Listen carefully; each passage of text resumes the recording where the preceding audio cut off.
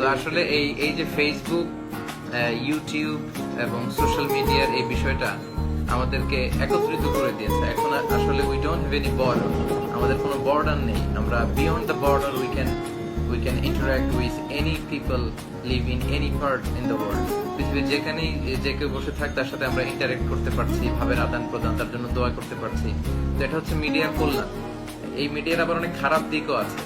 আমরা দেখি যে ইউটিউবে পর্নোগ্রাফির মাধ্যমে আমাদের উঠতি বয়সের তরুণ তরুণীরা তারা নষ্ট হয়ে যাচ্ছে, এবং নতুন নতুন ট্রেন্ড আসছে ওয়েস্ট থেকে, ইন্ডিয়া থেকে, এগুলোতে আমরা আসক্ত হয়ে পড়ছি। তো ওই বিষয়গুলোকে বাদ দিয়ে আমরা এই যে যেমন এখন আমরা লাইভে ইসলামের কোরআন থেকে দার্স দিতে পারি, হাদিস থেকে দার্স দিতে পারি, আপনাদের জীবন ঘনিষ্ঠ প্রশ্নগুলোর উত্তর করতে পারি। এভাবে যদি আমরা ইন্টারনেট এবং মিডিয়াকে একটা নিয়ন্ত্রিত ব্যবহারের মধ্যে রাখি, এতে এতে করে যেমনি আমরা অনেক কিছু শিখতেও পারবো এবং আল্লাহর কাছ থেকে আমরা সওয়াবেরও প্রত্যাশা করতে পারি। এজন্য যারা